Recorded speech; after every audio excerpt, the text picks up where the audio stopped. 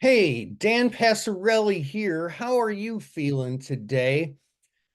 Today, we're going to talk about something near and dear to my heart, secrets to trading earnings announcements and not having to guess direction. Now, before we get started, two things. First, I want you to know that options are not for everyone. You should read characteristics and risks of standardized options before trading. Get a copy of that by emailing investorservices@theocc.com. And the next thing is, I want to make sure you can hear me. It's important that you heard that thing I just read, but it's really important also that you hear me in general. So please go to the Q&A box and give me a big old woohoo if you can hear me. Hit that Q&A box. Give me a big old woo-hoo if you can hear me. See, we got some hands raised. There we go. All right. Thank you, Ray. Thank you, Chris. You guys are awesome. I love it. I love it. I love it. I love it. NTIS. I don't know how to pronounce that, but I love it. Thank you. Okay. So,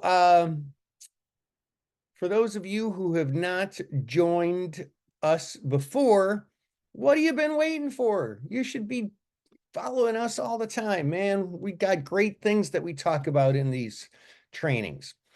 But my name is Dan Passarelli, and I am an author of a couple very popular option trading books, and I am a trader. That's how I got the knowledge to write option trading books. I've been doing this 30 years, traded down the floor of the Chicago Board Options Exchange, Chicago Board of Trade, down in the pits on the trading floor. And now I trade in a regular retail brokerage account, just like you. And I am the founder and president and CEO of Market Taker Mentoring, which is the global leader in option trader education. And I'm a trading industry collaborator.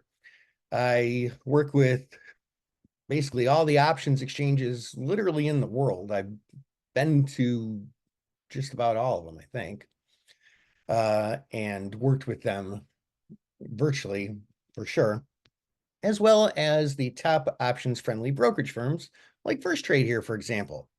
And I'm a family man. I'm married to my wife, Kathleen, my two adult children, Sam and Isabel, and my two little dogs, a Yorkie and a Morkie. Sometimes you hear them in the background during these. And these are the things that I do. I'm human. I do things like run, love to eat, and go to restaurants and all that, travel with my family or with Market Taker, kind of all over the world. And I'm a music person as well. Now, a couple of things here. We've got a lot of things to talk about here. And I think it's really super important that you get all the training that I can possibly give you. And so if you want to get all the training I can possibly give you, I can give you a whole bunch of it right here and right now. But I also want you to get more after this. And so your first step is to follow me on YouTube, Instagram, Facebook, and Twitter. Excuse me here. Gotta take my vitamins. Be healthy. And you can do that, just take out your camera and hit that QR code right there. And that's how you can find me online and get more free trainings and such. Excuse me here. Sorry about that.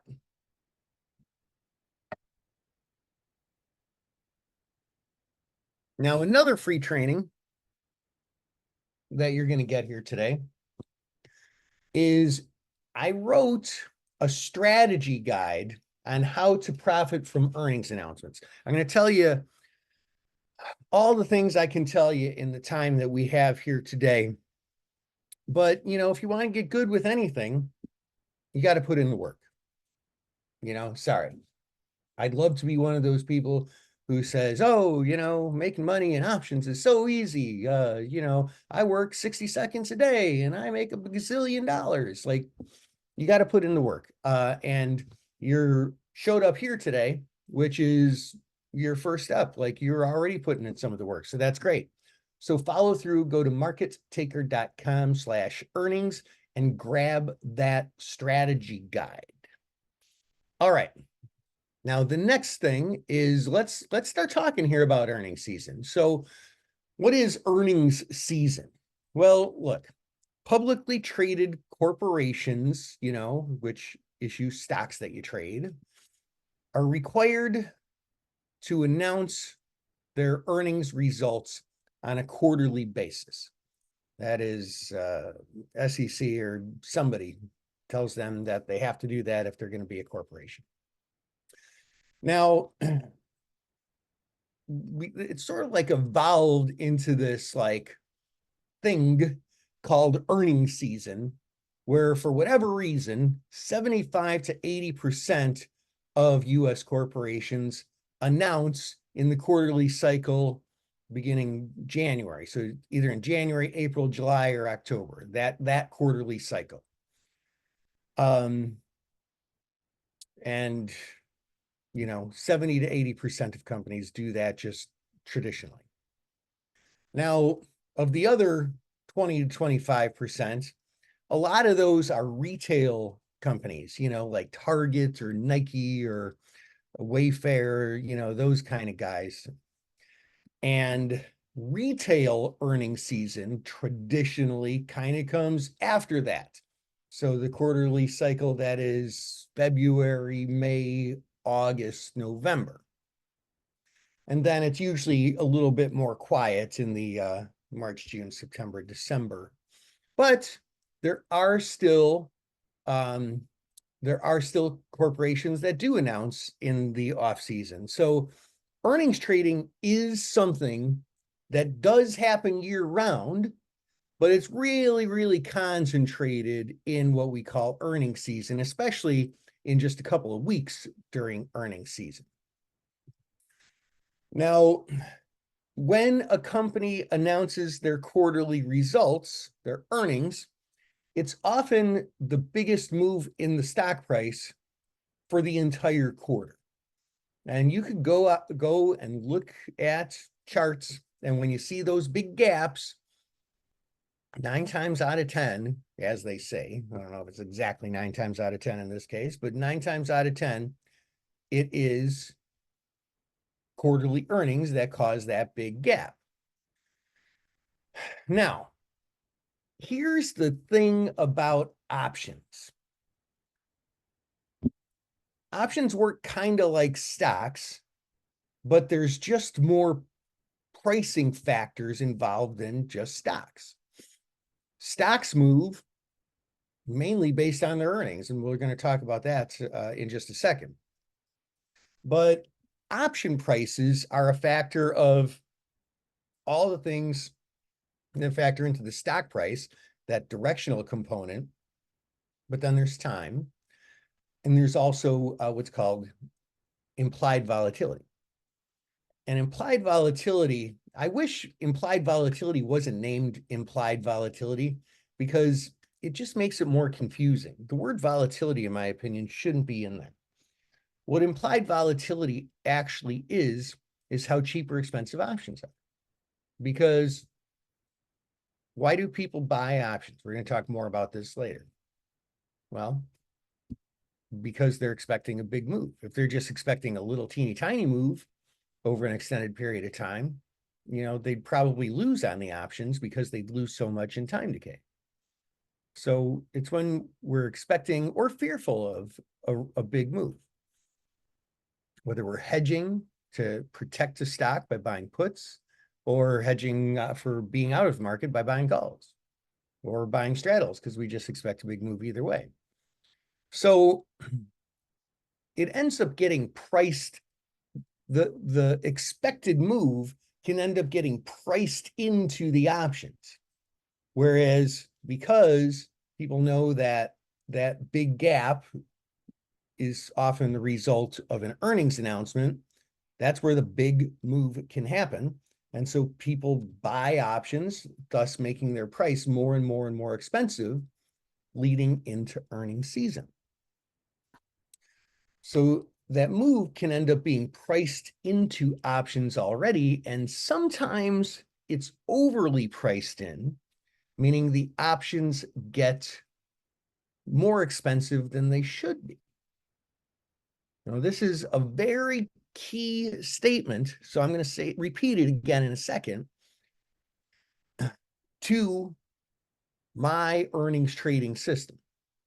Sometimes the move is typically somewhat priced into the options and sometimes overly priced in, meaning they're more expensive than they should be. Now, hold that thought and let's talk about why earnings season is so important. Well, a good way to think about it, since everybody thinks about the Fed these days, is to think about the Fed's two mandates. What are the Fed's two mandates? Inflation and full employment, right? To keep inflation at 2% and to keep the country in full employment.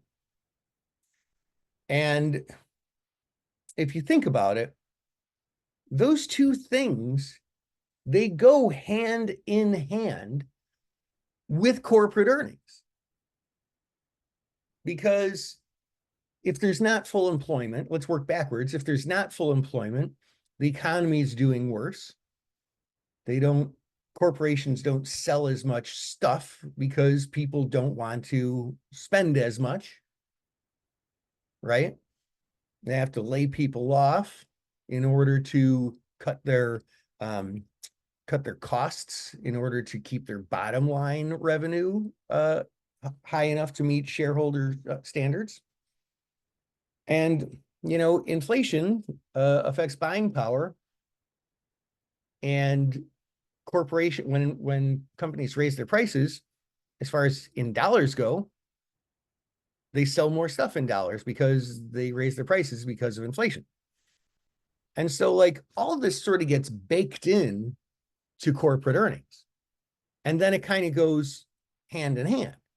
When companies are doing better, there's more full employment, et cetera, et cetera. If people are just indiscriminately buying things from corporations, inflation goes up. It kind of goes back and forth. It's just like so keyed in and hand with what the Fed is doing.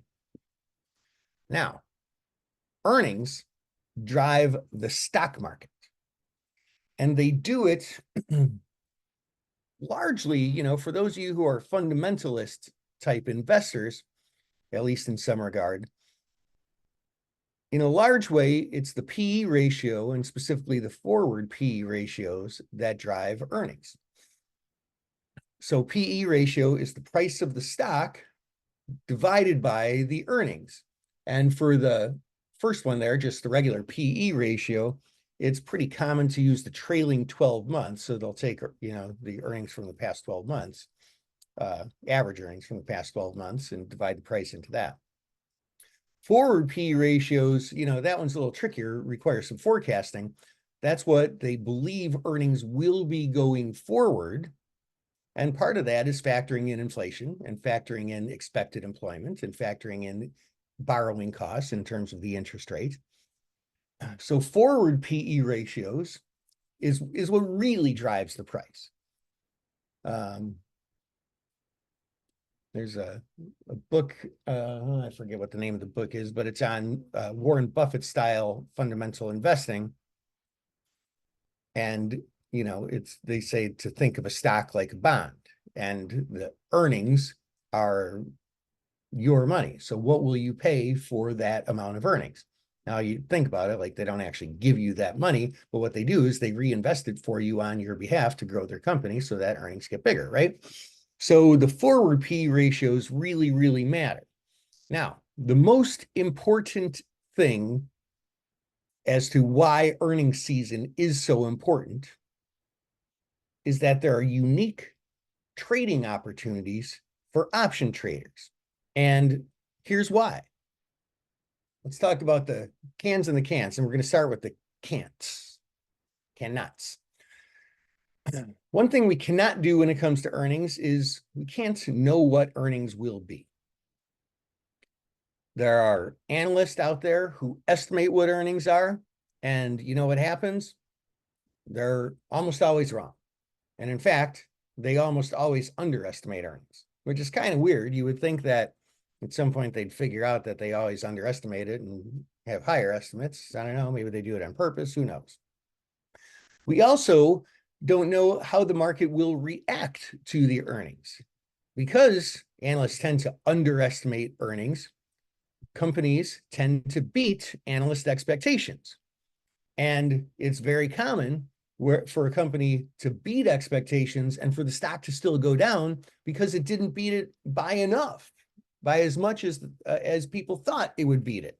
It's really kind of weird in that regard, but that's how it works. So whatever earnings are, we don't know what they're going to be. We can estimate and guess, but whatever the number is that comes out, we still don't really know what the stock is going to do. We cannot predict direction on earnings. Anybody who tells you otherwise doesn't know what the heck they're talking about. Can't do it. It's not possible. So what can we do if Dan Passarelli is telling you that you can trade earnings and I have an earnings trading system to share with you? What is it? What can we know? Well, we can know a couple of things. One, we can know when the earnings announcement is. Now, that is very important because the options get expensive going into earnings. There tends to be a bigger move on earnings, but is it a big enough move to make up for how expensive the options are? The other thing we can do is anticipate volatility. And I'm not just talking about anticipating that there will be a gap. I'm talking about anticipating that implied volatility. What will happen to implied volatility? Talk more about that in a second as well. Now, there are several advantages to earnings trades. First of all, they're a pure volatility play. Let me repeat that. They are a pure volatility play, which means we actually don't care at all about direction when it comes to earnings trades, which is kind of cool and kind of novel and kind of liberating since we can't predict direction anyway. And let's face it, any of you who have ever traded before, you know how hard it is to read a chart and correctly predict direction on a regular basis. Nobody ever does it 100% of the time or 90% of the time, really probably not 80 or 70% of the time. If you're right 70% of the time, you're a pretty darn good trader. And as long as you manage your risk, you know, you can do pretty well, in my opinion. But here, we don't care about direction at all. Earnings trades in my system is a very short-term thing. It's very short-term on every trade. Specifically, I just hold my earnings trades overnight, put them on right before earnings, the end of the day before earnings comes out, either after the close today or before the open tomorrow. And I take it off the next day. I try to be out of the trade by lunchtime, which is really powerful because if the S&P 500 is strongly going up or strongly going down, that doesn't matter quite as much on earnings trades. It matters a little bit, but it doesn't matter quite as much on earnings trades because they're so short term. We don't care about long, medium, or even swing trade trends. They're potentially greatly leveraged profits, which is great. It's not uncommon to get 20, 30, 40, even up to 50% profits on some of these earnings trades. and that's an overnight trade. Now, obviously, no trade wins every time, so you don't win on all of them, but losses can be fairly small with an occasional bigger loser. But when you average them out over time, if you have a lot more winners and the winners are bigger, well, then you have a trading system, right? There's an extremely simple yes-no test to screen the trades, and I'm going to introduce that later in this presentation and then show you how you can learn even more about it. And the opportunities are concentrated in a short period of time. Now, that period is earnings season, and the one coming up is October. And guess what? We're in October. Now, earnings season hasn't quite kicked off just yet. It's going to start with a whimper, should be next week if my calculations are correct, with some of the banks. And then the biggest week of opportunities is coming up in just a couple of weeks. That key week of earnings season is when there are literally hundreds of earnings trading opportunities a day. There's so many opportunities, and opportunities are what we traders live for, right? It's having that trader mentality or that investor mentality, right? You see a good trade and boom, you act on it. Now, let's get into this here.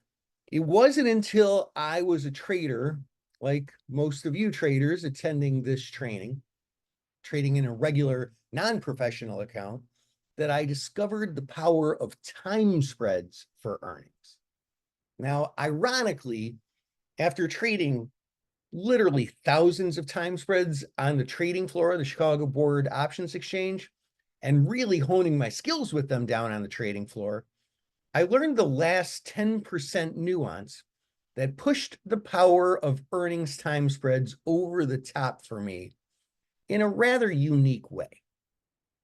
So this was, I don't know, probably about 7 years ago by now. It was a while ago by now. Long story short, I found myself on the phone with a producer from Bloomberg Television who wanted to interview me down on the trading floor. And so I said, I was pretty excited about it. It's my first time going to be on global TV in front of, 100 million people or whoever, however many it is. So I said, well, what do you want to talk about? And the producer said, look, Dan, Apple has earnings coming out after the close, and we want you to share a trade idea on how to trade Apple going into earnings. Now, here's where the story gets a little weird.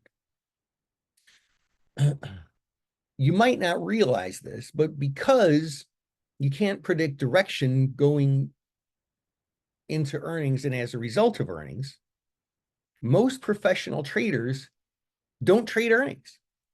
At the height of my trading career, I was like in the top 5 traders at my firm out of about 50 traders. And my boss would basically let me trade anything I wanted with the firm's money, but would never let me carry a position going into earnings. So I'd never traded earnings before. So I said, oh, geez, well, hold on. So I said, I'll call you right back.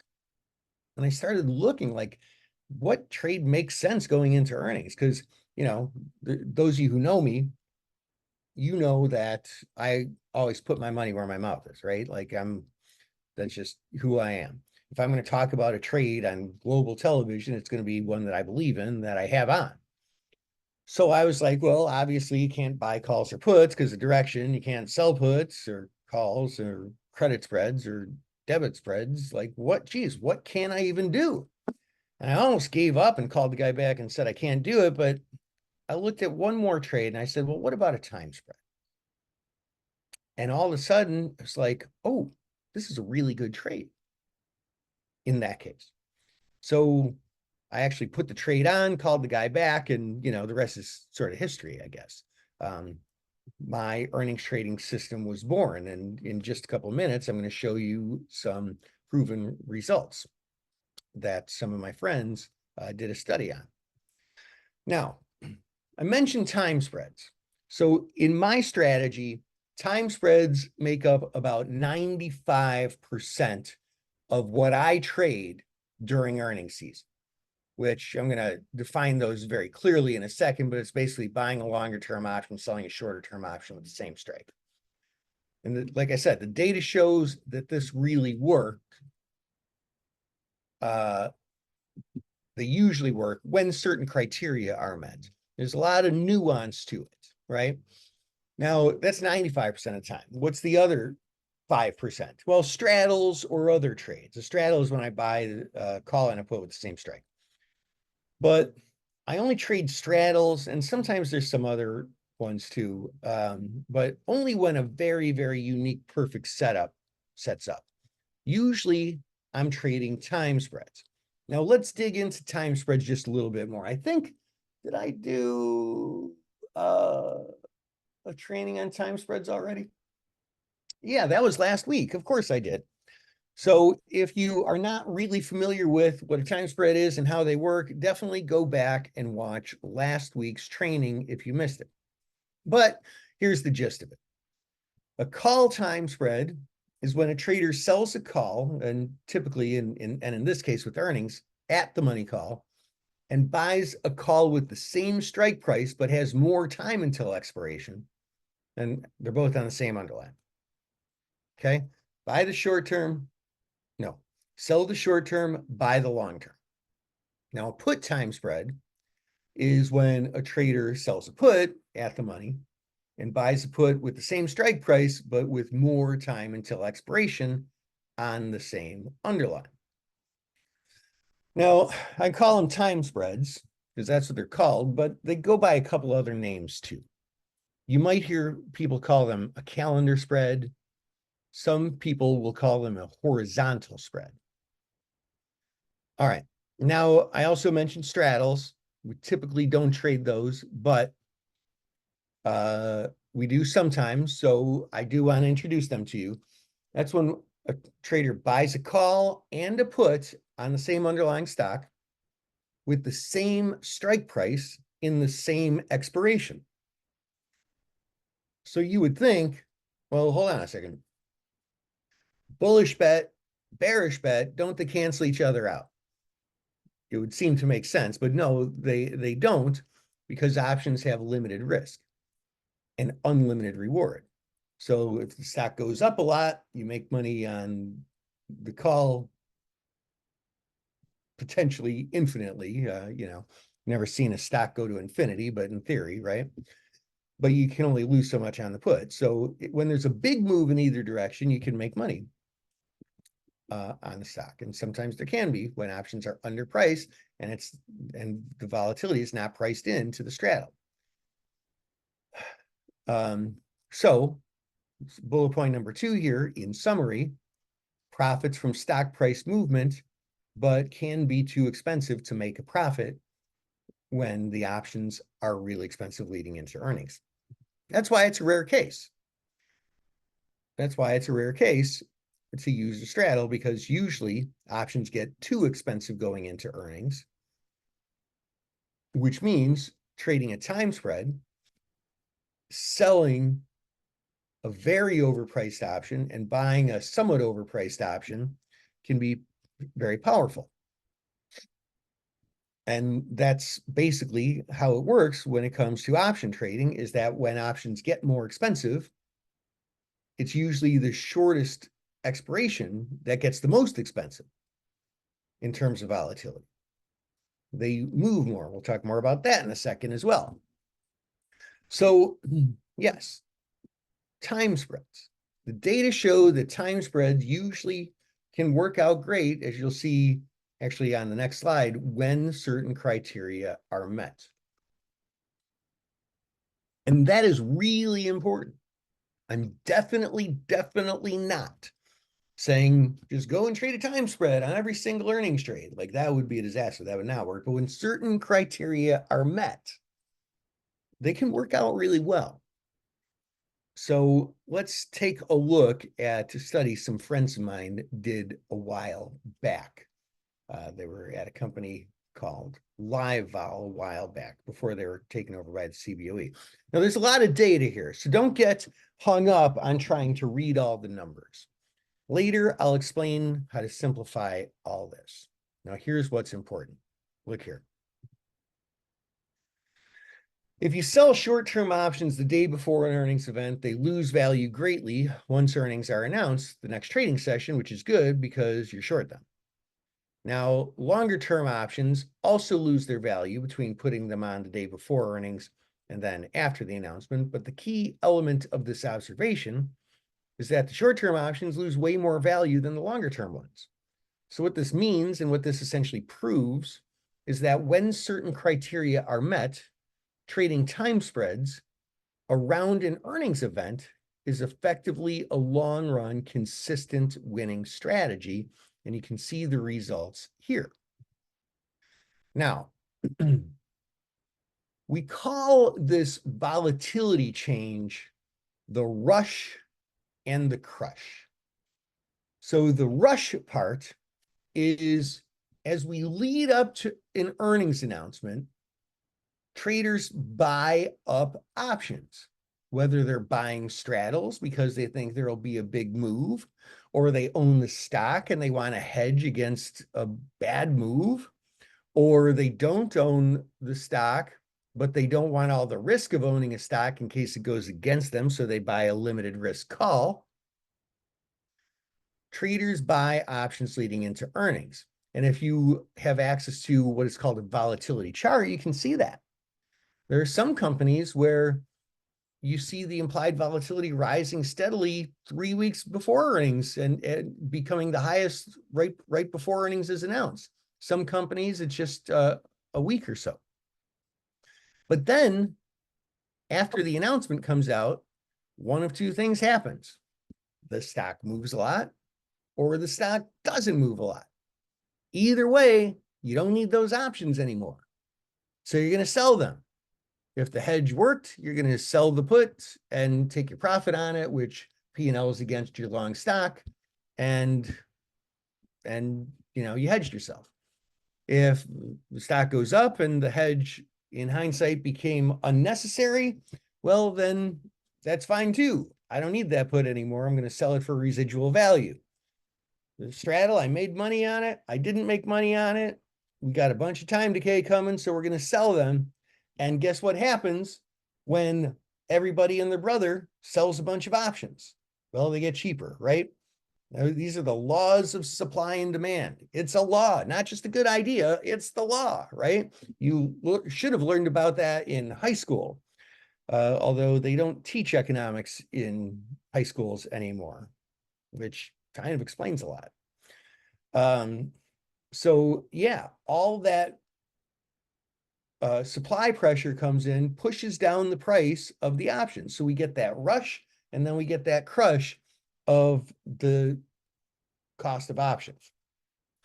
Now, there are some caveats to this whole thing, and that's we have to be really good at analyzing volatility. Now, I said you can't predict stock price direction on earnings, but I'm not saying you can accurately all the time predict volatility, but in my opinion, it's a little easier to predict than direction. It is a very tried and true pattern that implied volatility goes up before and gets crushed afterwards. And it's not a big stretch to set a target for where you think volatility will crush to after earnings. That's one thing that in our earnings trading system, when I trade it with our students, which we do once a quarter together in like a live setting, kind of like this, that we do together pretty accurately. It's not as hard as predicting direction, but there's some nuance to it and some caveats to it. Now, there are hundreds of earnings announcements each week during earnings season, especially there's about really 3 weeks in a row where where I can really justify that statement and say hundreds of earnings announcements. And then, it slows down. Like it starts out with, the banks announcing, and there's a few the first week. And then there's more the second week. And then like the third week, it's just like there's gazillions of them, literally hundreds a day. The same the next week, same the next week, and then it starts to slow down. So I don't know about you, but I can't trade hundreds of trades in a day. You need a computer to execute that for you. It's just not possible. So I find that to be a good thing. What I do is I screen out a lot of the trades to find just the best of them. Sure, there's 100 corporations announcing earnings today, but stocks that are under $20 a share, I don't put time spreads on those. They tend to not work on those. And there's other criteria too. It is a very, very selective process, which is great because I don't know about you, but I'd rather make 5 trades that have a lot of edge and are trades that I feel really, really great about than 20 mediocre trades. Any day of the week, I would rather do that. So very selective process. We're picking just the best of the best of the best trades. Now let's look at how time spreads really work in real life. And these numbers were originally taken from a trade I actually made. I just kind of changed a couple of things just to make it a slightly easier example. So the numbers aren't exactly what they were, but they're pretty darn close. So the day before earnings are announced. Now I say the day before, I should say the session before, and specifically the last hour of the session before. Earnings are either announced after the market close or before the market open. So let's say today is Tuesday. If I'm going to put on an earnings trade today, first of all, it's going to be in the last hour of the day, and there's reasons for that. If earnings are coming out today, Tuesday, after the close, or tomorrow, Wednesday, before the open. Okay? This is the last trade that we can make before we see the results. And so this would be an example of an earnings trade. Oh, crap. Hold on a second. I goofed this up. I'll fix it. 1 second here.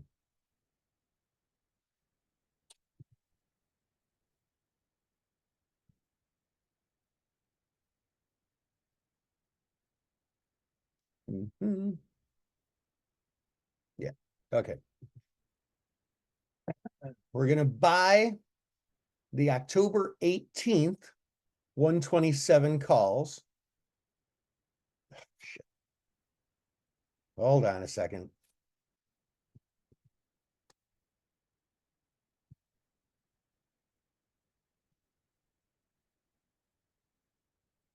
I don't goof a lot of stuff up in presentations.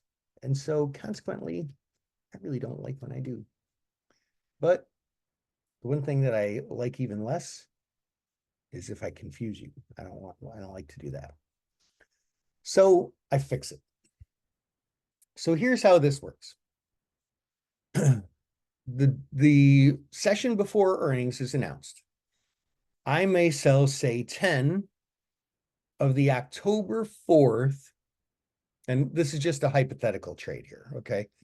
Not a real trade. Sell 10 of the October 4th 127 calls at $1.94, and I buy 10 of the October 18th 127 calls at $2.56. So I'm collecting $1.94. I'm paying out $2.56. 256 minus 194 is I'm paying a net debit of 62 cents for this two-legged trade, this time spread. There's two components to it. Same amount, same strike, both calls. This is the same stock, whatever that stock may be. Selling 10 of the shorter term ones, buying 10 of the longer term ones, paying a net debit of 62 cents. So then what happens? Well, then earnings comes out. It either comes out an hour later today, or it comes out tomorrow morning, the next day, before the market opens. And then after the market opens, what happens? Well, this is that rush and crush thing, right? The volatility tends to crush. Now, it might not happen right on the open. Sometimes it doesn't happen until lunchtime. Sometimes it doesn't happen until later in the day. But the front options, which are the shorter term ones, in this case, the ones that expire on October 4th, they are likely to lose a lot of value very fast. Now, the October 18th ones will also lose value, but not quite as much. Now, when I say lose value, like these are both calls. If the stock goes up a lot on earnings, well, they're both going to get, both of these calls are going to gain in value based on their delta and based on their intrinsic value because they're at the money when we start. But they're going to lose a lot of value based on the implied volatility going down. All right. So if there's too big of a move, the differential and the deltas of the two options will lead to a loss. But if the move's not too big, then what we make on the short options volatility crushing will be bigger than what we lose on the long-term options volatility crushing, and it can produce a profit. And if that happens, it will look like this. We'd be able to buy back 10 of the October 4th 127 calls at something like 31 cents maybe, okay? Like a lot cheaper than where we sold it. And then we would sell the October 18th 127 calls at something like $1.19, which is cheaper than where we bought it, but relatively speaking, it ends up typically not losing as much value as the one that we sold, the shorter term one. Now, this doesn't always happen, so we have to look for situations where that short-term option gets a lot more expensive. And like I said, there's a lot of nuance, and I'm trying to introduce this to you today, not solve all the world's problems in 45 minutes here, but never fear, I've got some more resources for you. Hold on. So in this hypothetical example, the trader would invest 62 cents and make 26 cents. 88 minus 62 is 26 cents, which would be a 41.9% profit. Now, this is a hypothetical and arbitrary example. Not every trade works out this way. Sometimes you make 25%. Sometimes you lose 10%. Sometimes you make 30%. Sometimes you lose 30%. But I just want you to get a feel for what is possible and what this can look like for a typical earnings trade. Now, all that said, there's some important considerations here. First, like I said, there are many criteria involved in earnings time spreads, or straddles for that matter. We're looking at term structure. We're looking at implied volatility overall. We're looking at what I call the modeled and durable gap, which is, you know, how big the gaps have been in recent past. There's a lot of criteria that go into this. So at this point, I would say you're probably not ready to just jump in here and start trading these, but hold that thought. Another important consideration is we can get some pretty leveraged profits that are, pretty akin to the example that I just shared, but can occasionally lose all or most of what you invested into the trade.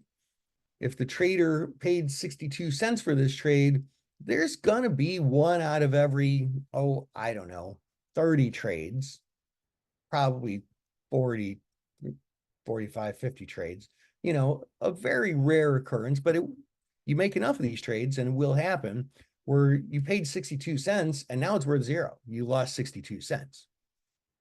So that does happen sometimes. Rarely. Usually you can cut your losses much, much, much smaller. But it is a consideration that you need to know. And Catherine, I see your question. I'm going to get to it in just a second, okay? Also, important consideration. We're not guessing direction, which is a skill that many traders work really, really hard on trying to do. Let's get our technical analysis skills really, really dialed in. A lot of traders work really hard on that. Well, we're not doing that. We're not looking at the stock chart at all. So we need a different skill for this. But the good news is that skill is easy to learn. Now, I mentioned before a strategy guide. When you grab that free strategy guide, you're gonna also get a link to register for another free online training that we're having at Market Taker Mentoring. And that is next week. So definitely grab that free strategy guide. Afterwards, we'll send you an email so you can register for the other free training. And we'll make sure that you get signed up. Now I'm going to take some questions here. Catherine asked earlier how to avoid the long leg being automatically called if the short leg gets exercised, if you don't hold 100 shares and don't use margin. Right. Okay, so there's a couple of things to consider here, Catherine. First thing to consider is the long leg. Well, first of all, there's two different expirations and one happens before the other. Let's start with that. Second, working backwards in my logic progression, the long option, which is the one that has more time, it's long, which means you own the right. So it's not going to get called. You would choose to exercise it or not choose to exercise it. The only way it can get automatically exercised is at expiration, but you're not going to have it at expiration. You're going to close it beforehand because the short option is going to expire first. And you're not going to let the short one expire and keep the long one. So how you specifically phrased it, Catherine, is not an issue at all. But if the short option gets assigned, if it's a call, you can end up with short stock. If it's a short put, you can end up with long stock. Now, this is not the end of the world, but you probably want to try and avoid it for a couple of reasons.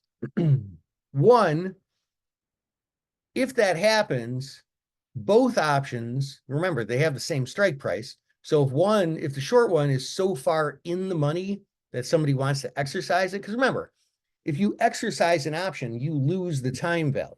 So if somebody's going to exercise that option, it would have to be so far in the money that there's almost no time value, which means your long option is going to be so far in the money too, which means it's going to have a very big delta close to 100, right?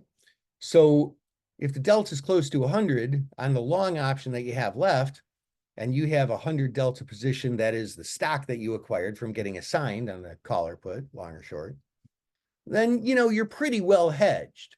But you don't want to hold that throughout expiration of the long one. You're going to want to trade out of it, because then what you'll have is a synthetic option. If you're long calls and short stock, you have a synthetic put.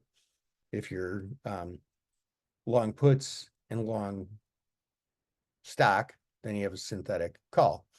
So but just really, really in the money. So yeah, you're going to want to trade out of that by probably that day, which means you paid a commission getting in, and you may have paid a commission getting assigned, and then you have to pay a commission to trade out of the thing, and you have to enter it as a spread, closing the stock and closing the option at the same time. Like, there's an extra step. It's a little messy, but it's not really the end of the world, because the delta of the option you have is going to be very close to the delta of the stock. Makes sense, Catherine? Does anyone have any other questions that I can answer for you? And yes, when you go to marketticker.com/earnings, you will get this free strategy guide, and we'll send you an invitation to a follow-up webinar. Okay, situation. Options expire 1 or 2 days after earnings. Almost no time value. And the broker won't let you hold short stock because you don't have enough to cover. Won't the broker automatically exercise the long leg? That can happen, but with my strategy, I close the trade the next day. So if today is, say, Tuesday, the one I'm selling will expire on Friday. So 3 days after today. Earnings comes out. Now it's Wednesday morning. I'm closing it Wednesday. I'm not waiting until Friday. So that, I've traded hundreds and hundreds of these earnings trades, and that situation has never happened. Yeah. You don't let the option expire. You close it. You close that short option before it even has a chance to expire. So you should never get assigned and get short stock or a long stock. All right. Excellent, Catherine. So yeah, definitely grab that strategy guide then. Dominic says how to choose the DTE on each leg and strike. Yes. Well, there's 2 legs, and I can answer the question for one of those legs very directly. The other, we probably don't have time to go into today. That's why I have a follow-up webinar and a strategy guide. But the short option is the one that expires immediately after earnings. So when there's weeklies, that's going to have 1 to 5 days until expiration. It's the one that expires this Friday. If there are no weeklies and there's only monthlies, it's the monthly that has the least amount of time until expiration. So it's going to have less than a month until expiration. The long leg, there's some nuance to it, and I don't have time to explain it. That's why I have follow-up courses, but they're all free, so nothing to worry about. Chris says, do you always close both the long and the short option at the same time? Yes. We almost always close it at the same time, yes. Chris says, is this always done with call options? No. In a perfect world, if you have enough time, you look at both the call and the put, but typically I like to do the out of the money version of the at the monies, okay? Which is a tricky concept for a lot of people, and I understand why. It takes you a minute to really wrap your brain around it, but options are seldom exactly at the money, right? If the stock is trading at $90, then the 90 strike is exactly at the money. But, you blink and now it's $90.01 or $89.85, right? Like, the stock price moves. It's never exactly at the money. So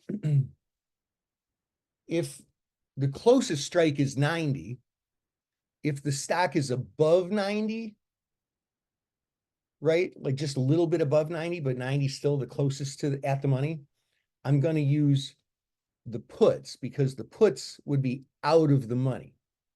If the stock is below 90, the 90 strike options are above where the stock is trading, I'm going to use the calls because the calls are the out of the money version of the, closest to the money. Hopefully that makes sense. A lot of times people need to hear that a few times before it sinks in, and that's fine. Matt, your example explained buy, sell, a call with the stock going up after earnings. Can you finish the example? What happens if earnings are poor and the stock moves down? Right. So if earnings are really poor and the stock moves down too much, then you lose. And it'll make sense if I just go back to this example here for a second. These are calls. Selling this call, buying this call. Now with a call can only go down to zero. It can't be negative. So what if the stock falls from, it was trading right around 127, obviously, because I wanted to use the closest to the money strike. Let's say it goes down to, 110. Just a mass, like earnings are horrific. Goes down a massive amount, 15%, 20%. Well, that'd be about 15%. Well, both of the calls could end up being worthless, which would lead to one of those very rare cases where you lose the entire 62 cents. If it doesn't go down quite that much, then, the best case scenario is, the October 4th calls become worth very, very little, 31 cents, less than 31 cents. They could be worth a nickel, but these retain more value. And that's because of a much more advanced concept called gamma. The delta of shorter term options changes faster than the delta of longer term options. So these shorter term options race to zero pretty quick. These go to zero more slowly, which is good because you own them. So bottom line is you need a really, really big move. To lose everything. That is very rare, very, very, very rare occurrence.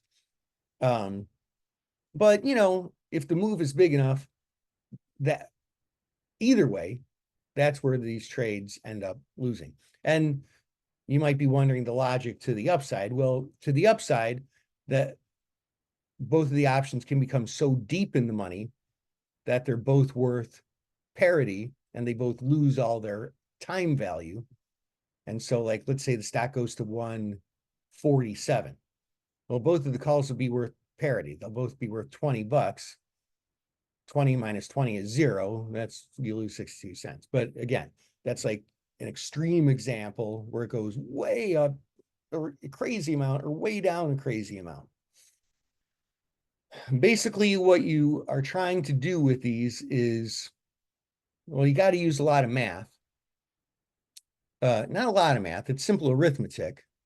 You got to use some math and some, basically a spreadsheet, but I got the spreadsheet. I give that out in some of my classes.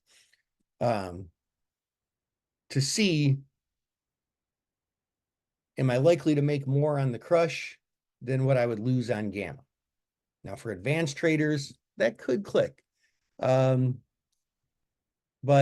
like I said, there's a lot of nuance behind it. So grab the strategy guide, attend the webinar, and thanks for sharing your time with me. Have a great rest of your day. This is Dan Passarelli. Trade smart.